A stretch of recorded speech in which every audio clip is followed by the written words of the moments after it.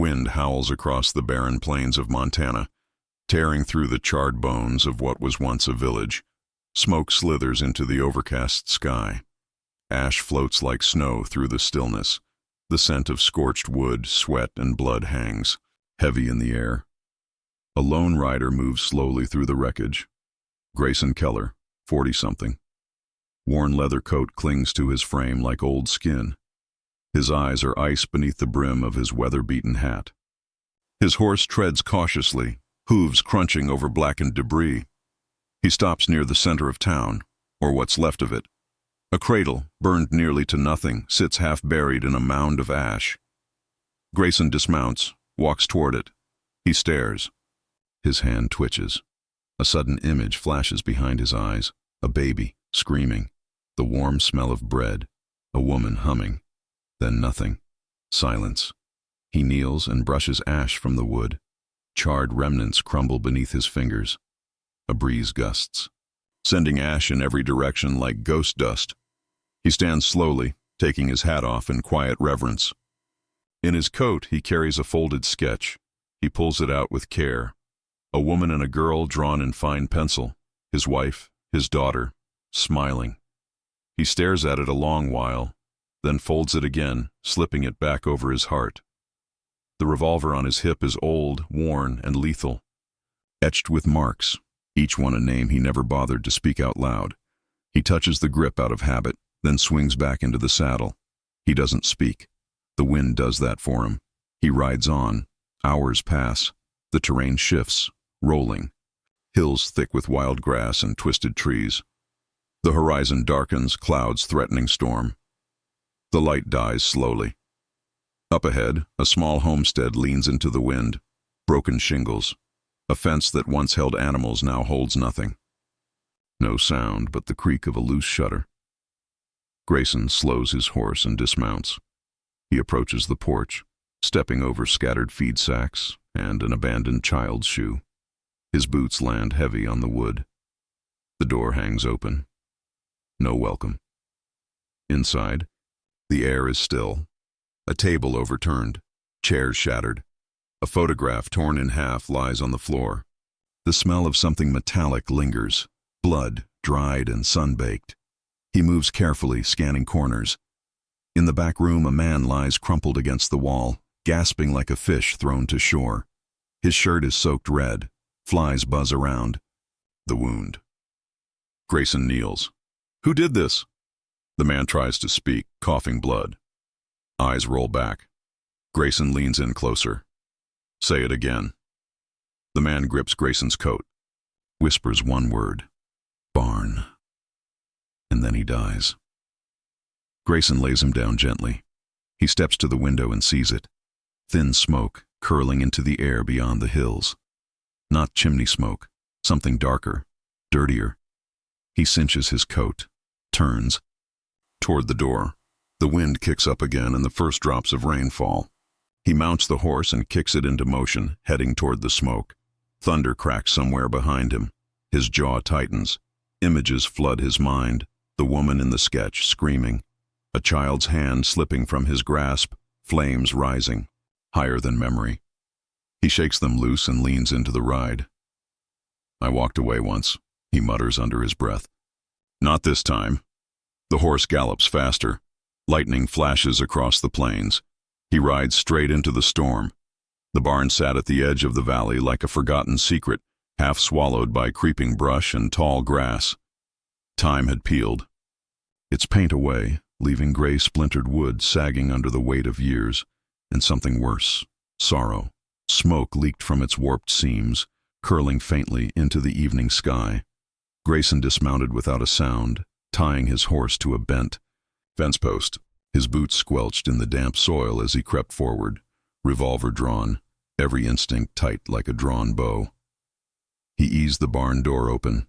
Inside, the air punched him, hot, foul, heavy with kerosene and unwashed flesh. A low moan. Then he saw them, 10 children, boys and girls, ranging from barely walking to nearly grown, their wrists tied, their mouths gagged. Some huddled against the wall, others lay limp, bruised and filthy, barely breathing. One child stared at him, eyes wide with both hope and terror. Grayson's breath caught in his throat. His hand trembled. Not from fear, but something deeper, a wound that had never closed. He knelt beside the nearest child, a small boy with matted hair and a busted lip. Cut the bindings with his knife. The boy whimpered. Grayson met his eyes, steady. You're safe now. One by one, he worked quickly, freeing each child. Some flinched at his touch. Some couldn't even stand. He didn't speak again, just moved, gentle, fast. The smell of fear was thick, almost alive. Then, crunch. Footsteps outside. Grayson froze. He pulled the barn door almost shut and drew back into the shadows, pistol tight in hand.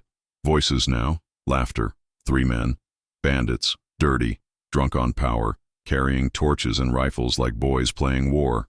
One kicked the barn door with his boot. Check on the brats, one said. That buyer's coming at first. Light. The door creaked open fully. The first man stepped inside. He didn't see the fist until it broke his nose. Grayson dragged the man back into the shadows, muffling his scream. One twist of the wrist, and the bandit fell silent forever. The second man stepped in. Hey, what the hell's taking— Crack! Grayson's revolver barked once. The shot echoed through the barn. The man dropped, lifeless. The third bandit turned, panicked, torch dropping as he fled into the trees. The children screamed behind their gags, some kicking, some frozen. Grayson spun, hands raised. Easy! Easy! It's over! It's over now! But the panic rippled. One child sobbed. Another threw up. Grayson crouched, trying to still the chaos. He reached out to calm a girl. She flinched like a struck dog. That hurt more than any bullet. Then, movement outside, not the fleeing bandit. Different. Silent. A figure stepped from the shadows of the trees, tall, wrapped in wolf skins, face painted with ash and ochre, eyes sharp as obsidian. He stood still as stone. Grayson raised his gun instinctively, unsure. The stranger didn't flinch, just looked past him at the barn, at the children, and then to the trail the bandit had fled down. He raised a hand, not in threat, but in gesture. A slow, silent nod, toward the trail, toward danger. Grayson lowered his weapon, still watching the man carefully. You with them? No answer. You following me? Still nothing. Then quietly, one word. Red feather. Grayson's grip relaxed slightly. He looked at the stranger's feet. No tracks. The man moved like wind over stone. Red feather turned and walked back, toward the woods, pausing once to glance behind him. Not asking, just waiting. Grayson looked at the kids, still frightened, some clinging to each other, others blinking in shock.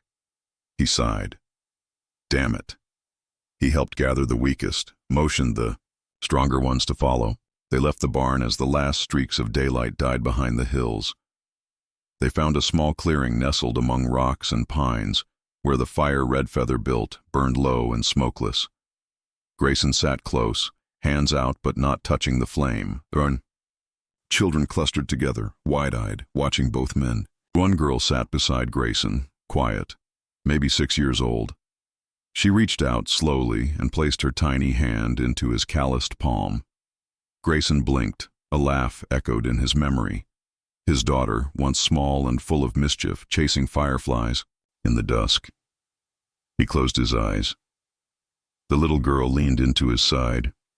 Red Feather tossed him a strip of jerky. Grayson caught it. Their eyes met across the flame. Red Feather said only one word, storm, and then turned to watch the woods as if he could see the future crawling through the trees. Rain came down like judgment. The sky cracked open with a roar, thunder echoing through the canyons as Grayson, Red Feather, and the line of shivering children pressed through the ravine. Mud sucked at their boots. Water flowed in sudden rivers, down steep rock walls threatening to sweep the smallest away. Grayson led from the front, soaked to the bone, guiding one child with a steady hand while scanning the darkened treetops. Lightning lit the cliffs in blinding white flashes, revealing ghostly shapes. Trees bent by wind, slick stones, and shadows that moved when they shouldn't. Behind him, Redfeather moved like he'd done this 100 times. He carried 2 children on his shoulders without losing pace, his feet finding impossible paths along the ledges. 1 sharp whistle from him meant stop, 2 meant move. The children obeyed without question. A wolf howled somewhere above them. Grayson paused, looked back. The children were counting on him, but he couldn't shake the weight in his chest. 2. Many of them were too small, too cold. He scanned the group. 1 was missing. "Where's the boy?" he shouted over the storm. "Elias, where's Elias?" No answer. He turned in a circle, scanning the wet darkness. Then, faint crying.